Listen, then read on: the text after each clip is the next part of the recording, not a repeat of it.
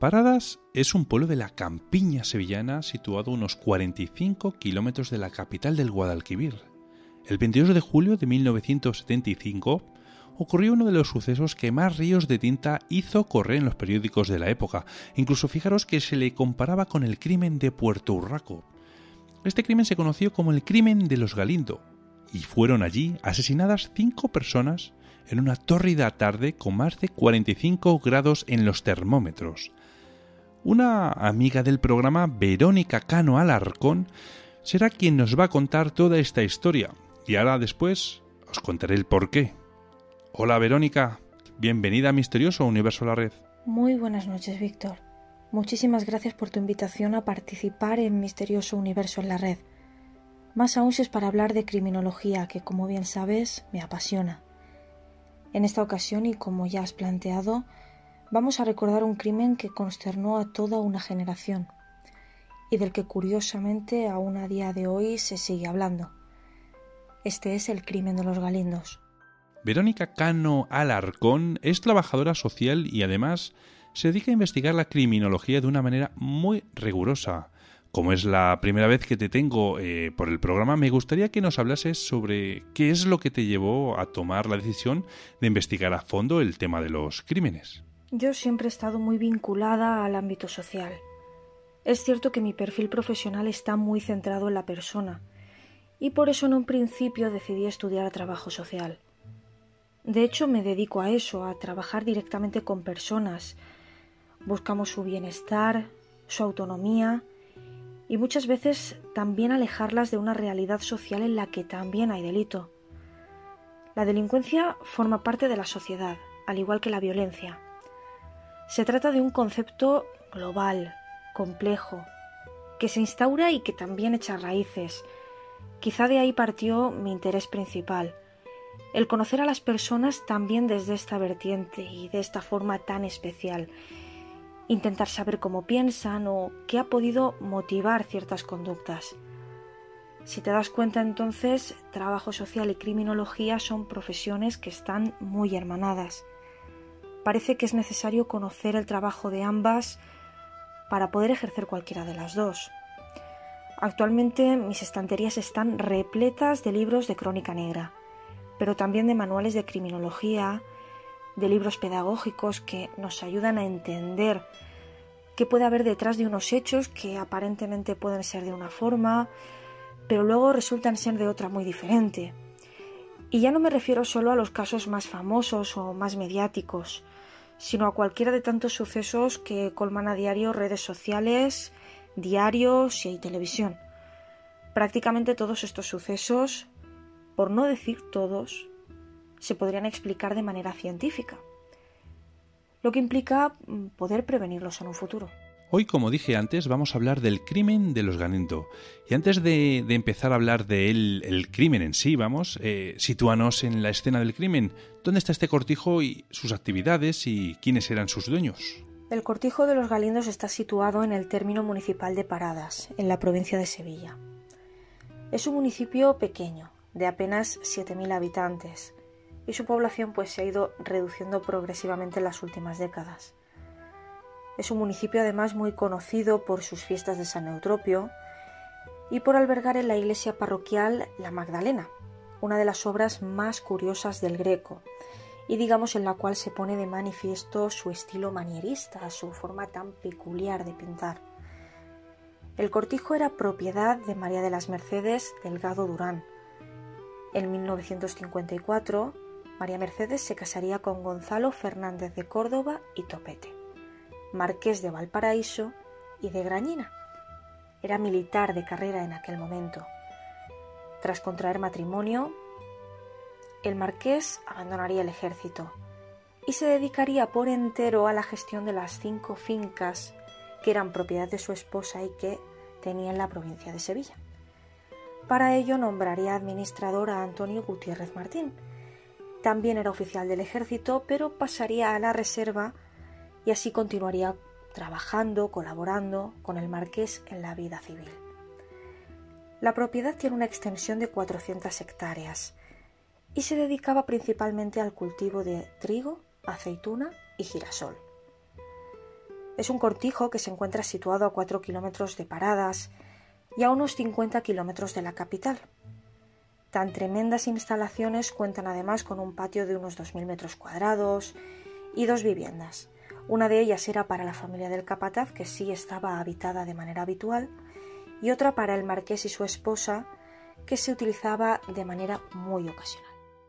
Ahora sí, cuéntanos qué es lo que ocurrió aquel fatídico 22 de julio de 1975 en esta localidad de Parada. A las 3 de la tarde de ese 22 de julio de 1975, la temperatura ambiental superaba los 40 grados. Por tanto, tampoco sería de extrañar que se declarara un incendio en el cobertizo de la finca. Uno de los peones de los Galindos avisaría entonces a Guardia Civil y a policía local. Allí, lo que parecía ser un incendio común se convirtió en un crimen múltiple, cuando aparecieron 5 cadáveres. Manuel Zapata, de 59 años y capataz de la finca, su esposa Juana Martín, de 53, Ramón Parrilla, de 40 años y tractorista, Asunción Peralta, de 34 años y embarazada, y su esposo José González, de 27 años y también tractorista. Todos ellos eran vecinos de Paradas. El cuerpo de Manuel Zapata fue el último en aparecer, pero la autopsia reveló que fue el primero en morir. Concretamente, el capataz y su esposa fueron asesinados por golpes con una pieza metálica de una empacadora. Ramón Parrilla por disparos de escopeta por la espalda, mientras que Asunción y José serían golpeados hasta morir y posteriormente quemados. Desde el principio, el olor a gasóleo hizo sospechar que el incendio había sido provocado. Camino de la casa del capataz, un reguero de sangre conducía hasta una de las habitaciones. Allí apareció Juana, su esposa. Ella sería la primera. Posteriormente, los cuerpos del tractorista y su mujer en el cobertizo. Y por último, el cuerpo de Ramón. 4 cadáveres. Pues el último, el del capataz, la persona en la que primero se puso el punto de mira, aparecería 3 días más tarde, pudriéndose bajo un árbol, al sol, apenas tapado con un poco de paja. Había muerto igual que su esposa, golpeado por el mismo objeto metálico. Era evidente que alguien le había colocado ahí posteriormente, cuando el resto ya habían sido enterrados. Oye, Verónica, ¿y las autoridades de la época consiguieron encontrar al culpable o culpables de este atroz crimen? En un primer momento se barajó la posibilidad de que el propietario de la finca, en este caso el marqués, había sido el autor de aquel reguero de sangre, pues había pasado varias noches en el cortijo tras los crímenes, y como habíamos dicho al principio, esto no era lo habitual. Además, parecía que también formaba parte de una trama de especulación agraria, aunque finalmente sería el propio marqués el que contaría a la Guardia Civil que permitió pernoctar en la finca 9 legionarios que volvían de Ceuta después de participar en un desfile. La Guardia Civil localizó a la mayoría de esos legionarios y confirmaron que el día que se cometieron los crímenes ellos ya no estaban en la finca. Posteriormente y durante años se ha mantenido que fue José González, el tractorista, el autor material de todos los hechos, antes de suicidarse echándose al fuego. Algo extremadamente curioso y sobre todo muy doloroso, pero ha sido justamente lo que se ha mantenido hasta hace poco tiempo. Y por casualidad, ¿sabemos cuál fue el motivo de tan terrible crimen? Como decía, la teoría que ha triunfado durante estos años es justamente a la que hacíamos referencia, que es la que defiende el crimen pasional.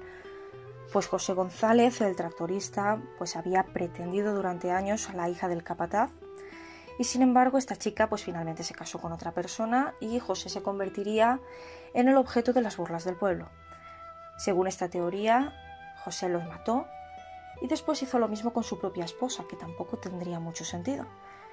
El peón Ramón Parrilla pues habría sido una víctima colateral que estaba por ahí en el momento en el que no debía.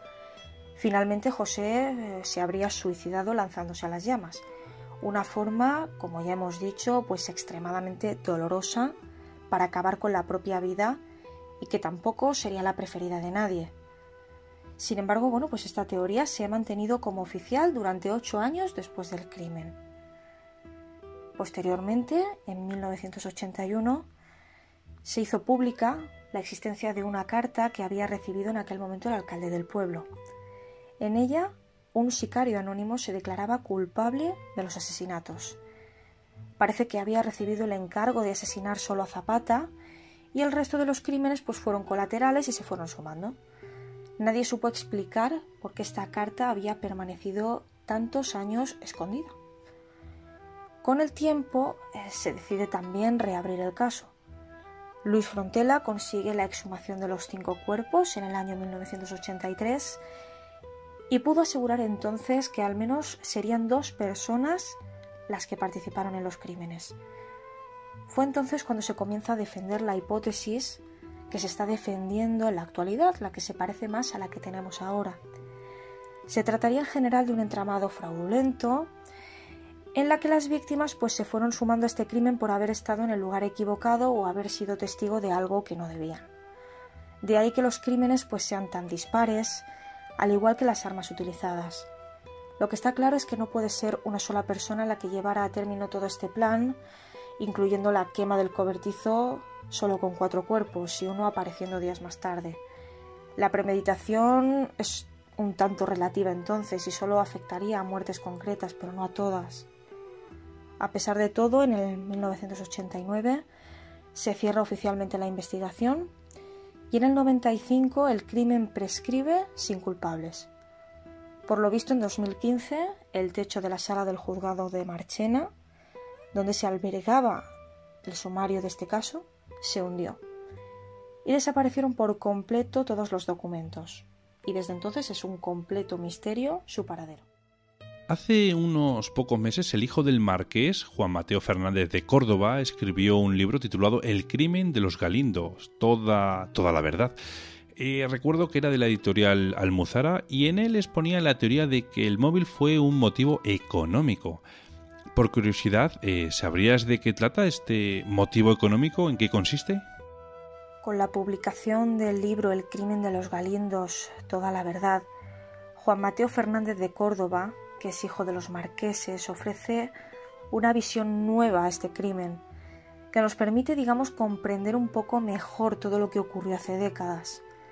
En este caso, Juan Mateo culpa del crimen a 3 personas diferentes y el móvil del mismo habría sido tapar un fraude económico en la cooperativa Coduba, en la que participaba la finca.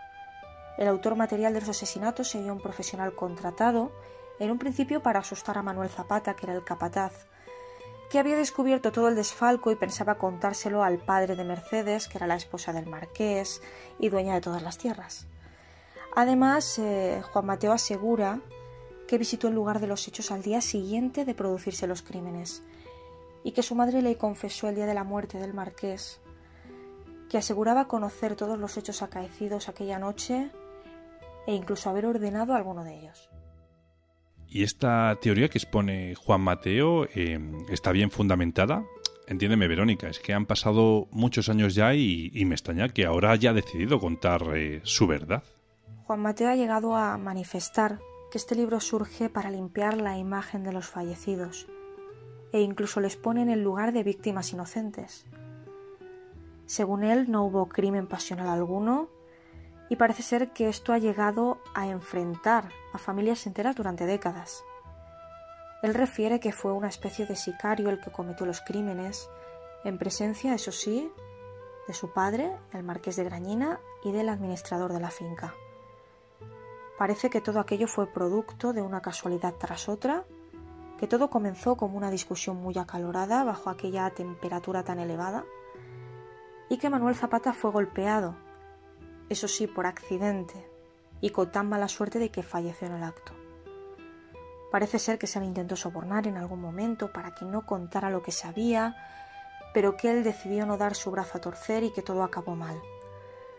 Posteriormente aparece su esposa, que lo ve todo y también la ejecuta, igual que a Ramón el tractorista y al otro matrimonio. En definitiva, se trata de un libro que deja en mal lugar al marqués. Sin embargo, Juan Mateo prefiere no vivir con esa culpa, sabiendo que los fallecidos eran inocentes, evitando así que las relaciones entre familias no sigan empeorando con el paso de las décadas. ¿Por qué ahora y no antes? Evidentemente porque para empezar el crimen ha prescrito, por lo que no se pueden buscar culpables. Igualmente el marqués ha fallecido, por lo que la justicia tampoco podría perseguirle por su implicación en el suceso. Tampoco se desvela la identidad del sicario que se nombra en el libro. En ese sentido la jugada es perfecta, pues también permite limpiar la memoria de los que en su día fueron culpados sin razón alguna. Es importante recordar que la primera hipótesis, a pesar de ser la que se ha mantenido durante estos años, era bastante irrisoria, carecía de sentido alguno, pero sí es cierto que permitió desviar todas las atenciones. Perfecto, Verónica. Pues bueno, pues te agradezco mucho que hayas venido al programa y a compartir con nosotros este crimen, que ni siquiera el paso de los años podrá borrarlo de la historia. Por si nuestros amigos que nos están escuchando quisieran ponerse en contacto contigo, ¿cómo podrían hacerlo? Toda persona que desee encontrarme o conocer algo más sobre mis trabajos puede hacerlo de varias formas. Para empezar, podéis encontrarme en Facebook, en la página Verónica Cano, Trabajo Social, Criminología e Investigación. También en Twitter e Instagram, como vcanoalarcón, y por supuesto a través del correo electrónico vcanoalarcón@gmail.com. También os dejo mi página web vcanoalarcón.wixsite.com/vcanoalarcón. Allí podréis encontrar todas mis participaciones en programas de radio, podcast, revistas y jornadas varias. Muchas gracias, Verónica, y de verdad que espero tenerte de vuelta por aquí pronto. Un fuerte abrazo. Muchísimas gracias por la oportunidad, Víctor. Y por supuesto, cuenta conmigo para hablar de criminología en Misterioso Universo en la Red. Será un placer compartir las ondas una vez más, compañero. Un fuerte y misterioso abrazo.